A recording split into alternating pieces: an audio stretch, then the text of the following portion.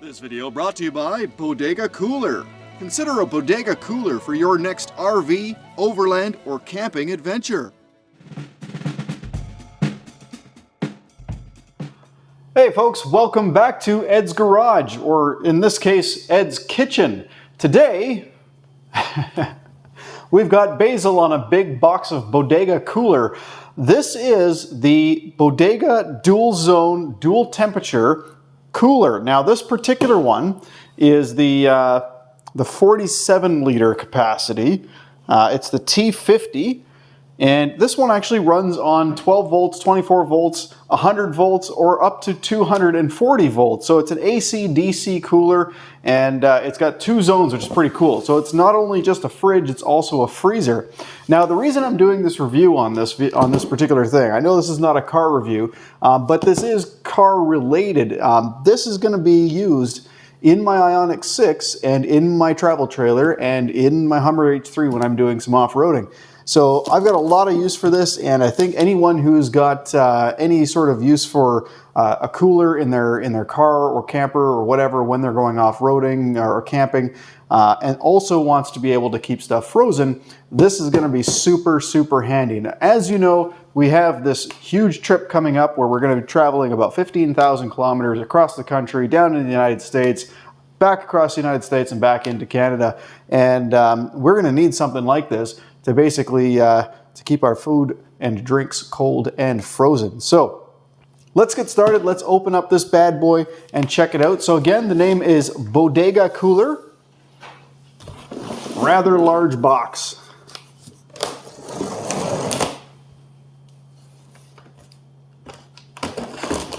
So if you're new to this channel, basically this is part of a series of videos that relate to this cross-country trip. We're calling it Charging Across the Continent, and the reason for that is because, of course, we're going to be pulling the travel trailer with an electric vehicle. So I am all things electric. I really, really love electric appliances, electric vehicles, electric power tools, you name it. And this is, of course, no different. You know, some camper trailers actually have the option to be powered by propane and such. This is just electric, but that's all we want, right?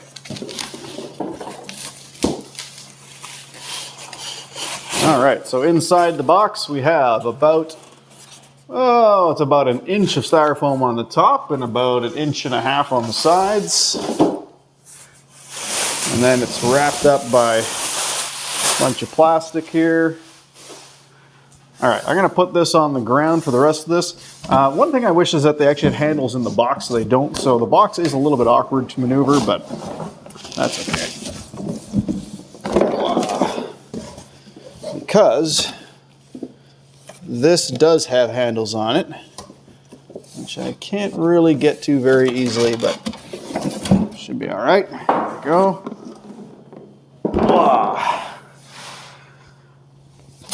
And on the bottom of the box, yeah, about the same amount of styrofoam. Wow, this thing is a beast. All right, on the outside of the cooler, we have handles. Now, this handle, you can see it's got this little notch right here, and that's so that the handle sticks out from the cooler, so that's kind of handy. And it's got a little bit of a reinforced backing on the plastic there. Got some wheels. Now, these wheels are actually rubber, so interesting. Got one of the cooling vents here, another cooling vent on the front. There's our cable connection. And it looks like they are, oh, I think my cat wants food. Hey, Basie, you want food, eh? Okay, give me a minute. All right, so they are using a standard connection for the power supply. That's cool. Now, this particular side, this handle actually extends out. This handle extends out so that you can kind of drag this along. So you can lift it and kind of roll it along. So that's kind of unique. And, oh, interesting. It's got a magnet in it. Cool. I think this side does as well, yeah. All right, that's very interesting. Let's check out this other side again. Oh yeah, so that's actually magnetized, so that's pretty cool. So when you're driving, especially driving down a rough road, that's not going to be banging around. It's going to be held tight with the magnet. Cool. All right, so on the top of the unit here, we have a USB port, And then of course our touchscreen control panel here. So it's going to have 2 separate temperatures. And then the front here opens up. Looks like a pretty nice locking mechanism. It's got a double latch here that ties it down. I'm just going to slide this forward here. It's going to hit my chandelier otherwise. Ooh, the feet on the bottom are very, very sticky. They really, really stick to the countertop nicely. So this thing, it's quite stable. Like you can't like slide it very easily. Cool. All right, let's open this up. All right, so it does have freezer and fridge labeled. So the freezer compartment, it looks bigger at first glance, but it's actually got the compressor underneath here. So that's why it looks a bit bigger. The fridge, on the other hand, let's just pull out the baskets here. So that's pretty handy. So if you do have this completely loaded full and you're trying to get down to something at the bottom, at least you'll be able to pull the basket out and see exactly where it is. And you can see in here, we actually have a little drain. So if it does fill up with water, you can drain it out from there. Cool. And you don't have to twist that. You just pull it out, apparently. And then we can pull the freezer section out. So now to take out the center divider, it's actually really, really easy. All you got to do is just pull up on it. It takes a little bit of effort the first time. If you got the racks in there, you can actually grab the whole thing and just lift it straight out like that. Everything's now separated. So pretty easy, and now you've just got a really big storage compartment if you just want to use it as just a freezer or just a fridge. All right, let's go ahead and get this thing plugged in and we'll have a look at the control panel. All right, so as you can see, it comes with a 12-volt car connection here, and it looks like a very long cable actually. Let's have a quick look and see just how long this cord is. 6 there. Oops, sorry, hitting the microphone, my apologies. And maybe another 5. So that's about a 6 or 11 foot, sorry, a 10 or 11 foot cord. Yeah, it's about 10 feet. We'll call it 10 feet. So that's a nice long cord for use in the vehicle. And then the cable that comes with it, basically this is just a transformer. So this is adapting the voltage. It's got 100 to 240 volt input. So you can use this basically anywhere in the world. And it'll drop it down to 14.5 volts. At 4.1 amps. So max draw is 60 watts on this unit. So that'll last a pretty long time on a car battery. It's not going to draw 60 watts the entire time either, right? It's going to get to temperature and then it's going to slow down. All right, but let's plug this guy in. Okay, oh, that's kind of cool. So it has LED lights strip right here, kind of looking into the refrigerator and freezer compartment. So that's a nice touch. And currently our temperature is listed in Fahrenheit, so let's see if we can change that. I'm not exactly sure how to do that, but all right, I've done a little bit of reading up on this in the manual here. The manual is a little bit lacking as far as detail goes, but it's plenty to get us going. So unfortunately, I didn't see how to just switch this into Celsius. So I'm going to hope and assume that once we get this connected to Bluetooth, that we can do that remotely. You can see here we've got the Bluetooth icon kind of ready to go. So we'll connect that up momentarily. You'll also notice it says max here, and now this is on L for low. So what that is this little settings button here. If I press that, it allows me to switch the unit from eco to maximum. So eco mode obviously is going to use less energy. Maximum is going to be a little bit better at keeping this at the temperatures that we set. And then if I hold the settings button, that's when it actually allows us to switch the battery protection mode from low, medium to high. So if you have an old battery that you're a little bit concerned about, put it on high protection. If you're not sure about your battery, maybe put it on medium. My batteries are extremely strong. I've got 3 kilowatts connected with solar panels, so I can keep this on low and just let this thing just rock and use as much power as it wants. So I don't have to worry about that. The power button, if you simply press it, it does nothing. You have to hold it to turn it off. To turn it back on, you just press it, so that's easy. And then you have the different zones here. Now, one zone cannot be as cold as the other zone. So basically, it shows you a little indicator here. So this is going to be our freezer. So this one, you know, we can set this to like -1 Fahrenheit, but this one always has to be higher. And the reason for that is because this side, or this one, is for the refrigerator side. So this is the left side, this is the right side, and you can tell by the shape of the box, basically. So now we're going to connect up the Bluetooth app, or the app to connect it via Bluetooth, and that's this little app connection QR code right here. One quick positive that I'd like to point out is it's not very loud. So it's a pretty quiet cooler, which is nice. I actually have an older cooler, a little bit smaller, and it's about the same as that. Like it's surprising because this one is much more powerful. But if I put the microphone right beside the little air vent here, let me just do that. So that's what it sounds like.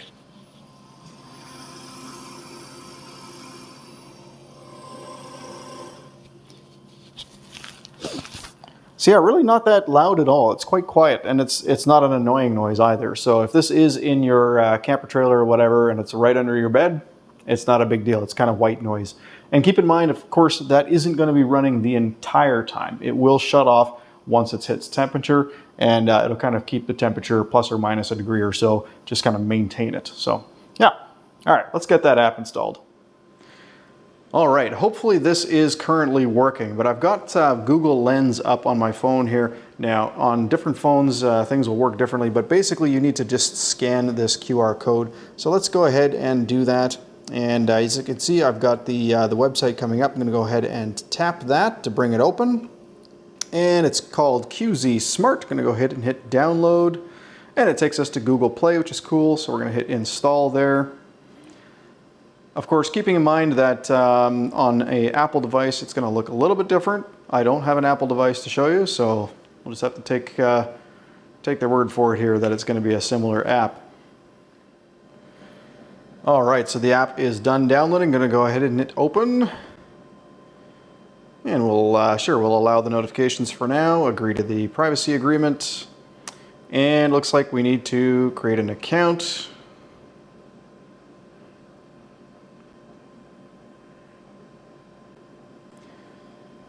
Okay, now we're going to go to add device. That's the middle there. Just tap that. We're going to need to add some permissions here. So we're going to enable location for some reason while using the app. Okay, so it's searching for nearby devices. Now it says to make sure that the device is in pairing mode. Well, okay, it looks like it might have found something. I'm gonna hit add here. Now it wants me to connect to my Wi-Fi. Interesting, interesting.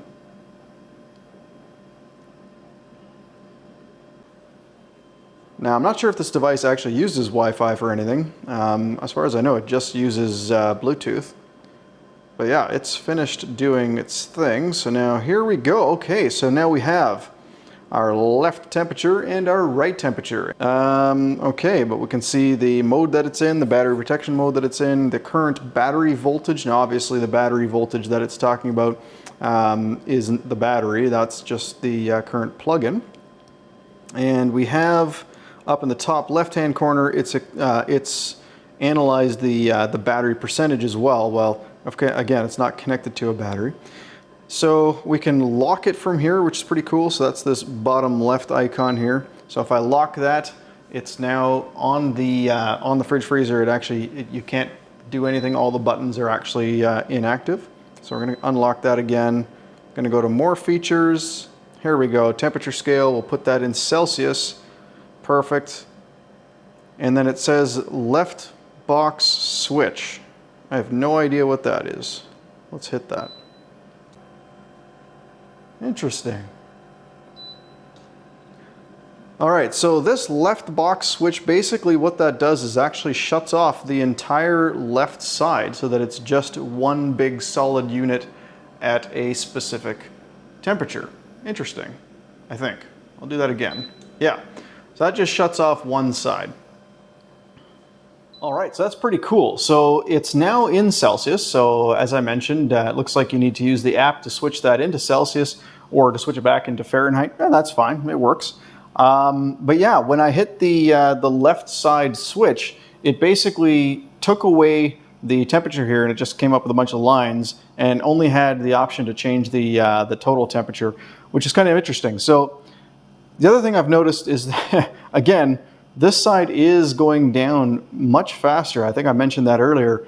They are both going down, but I'm curious to know what they're going to end up at. So I'm going to go ahead and put the right side to 0 degrees. And then I'm also going to put the left side to 0 degrees. And then I want to see which one actually gets to 0 first. So it's cruising along here, and we're going to let it go, see how long it takes, because currently it's at 20 degrees on the right side and 4 degrees on the left side. We've got, let's see, 8:36 on the clock. We'll see how long it takes to get down to 0. All right, so one thing I'm curious about is whether or not the little LED light strip actually shuts off when you close the door of the fridge freezer. But I was reading through the instructions here, and right here it says no electrical devices used inside the refrigerator. Well, the phone that I'm using to record this is an electrical device, so I am going to break the rules for a moment here, and I'm going to place you inside the refrigerator. All right, well, I guess that answers that question. Yes, indeed, the light does go out when you close the refrigerator or freezer door.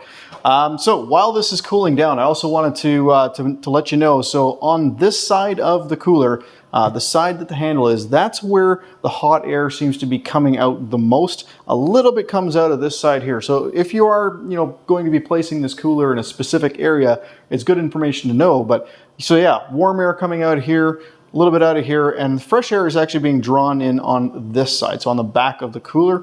And of course, when you place this cooler in your trunk or car or seat or trailer or whatever, you got to make sure that there's adequate cooling all the way around that area.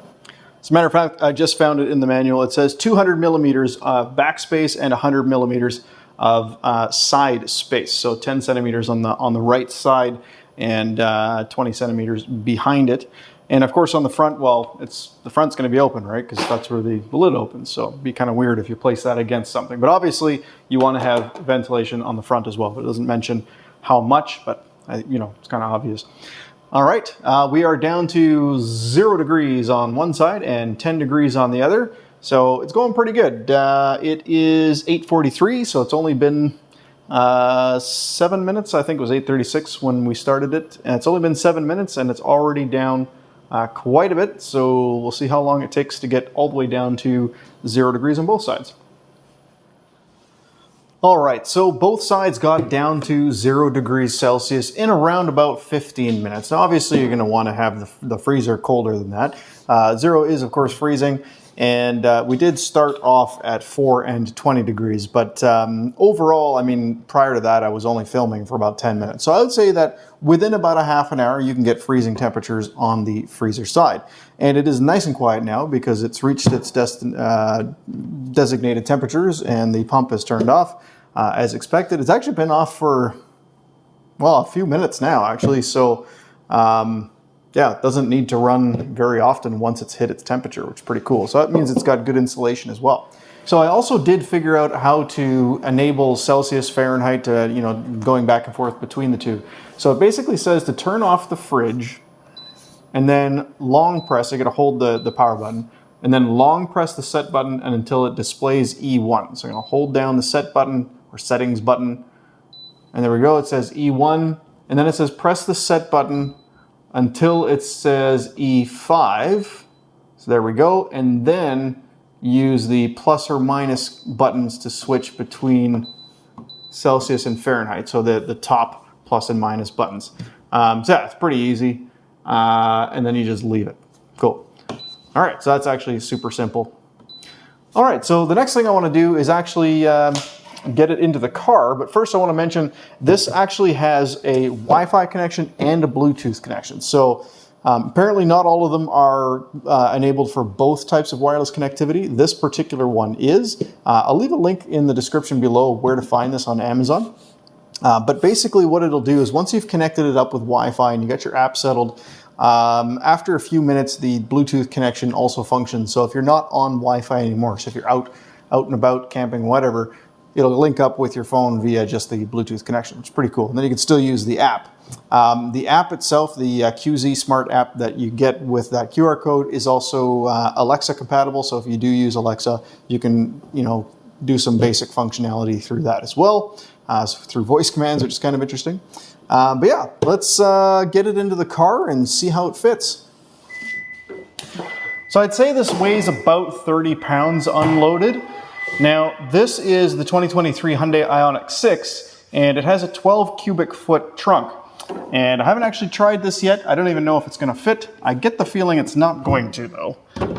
Yeah, no, that's not going to fit. So this is a bit taller. It's an 18-inch height. So I actually happened to bring a tape measure along. And you can see, yeah, it's about 18 inches. The opening for the Ioniq 6 is, well, the funny thing is it's actually about 18 inches. That's crazy. It looks like it would fit, but yeah, because it has to go on at an angle, it's not going to. So what we're going to do is we're going to put this in the back seat, and just keep in mind that they do have different sizes available. Wow, what am I doing here?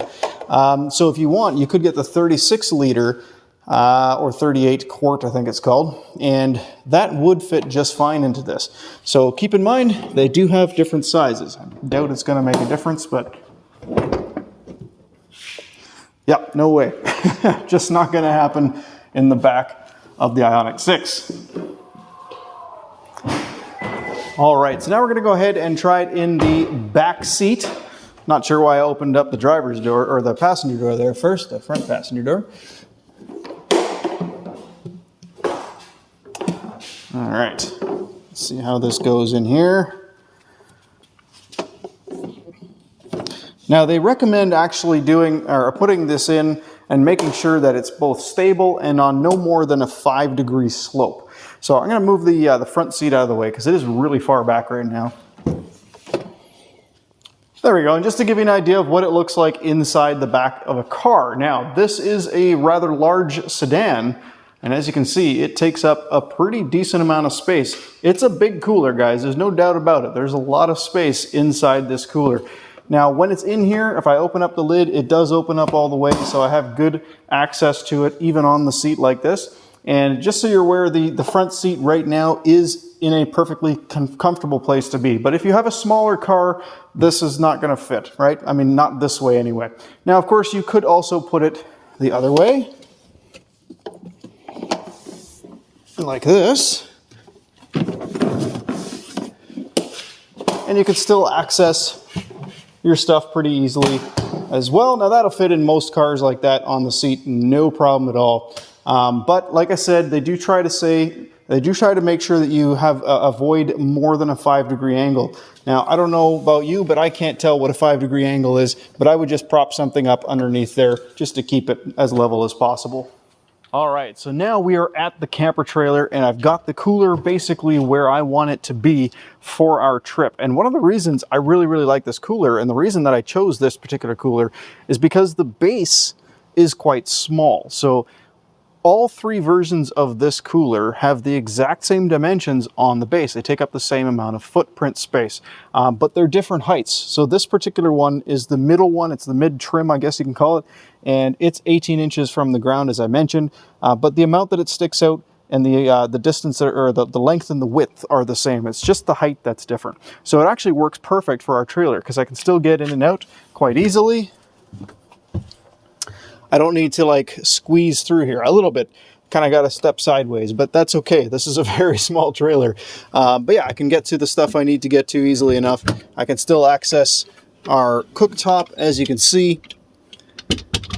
And even with the cooktop up, I can still access stuff in here very easily as well. So this is going to work out for us just great. And as you can see, I've got it plugged in on the side here. And that's another thing I like about this particular cooler, is the plug-in itself is actually a 90-degree plug, so it stays out of the way, as you can see. This plug itself, it does not come out easily. It actually is nice and secure there, and that's really good, especially if you're off-roading. You're not going to have to worry about this plug backing out on its own.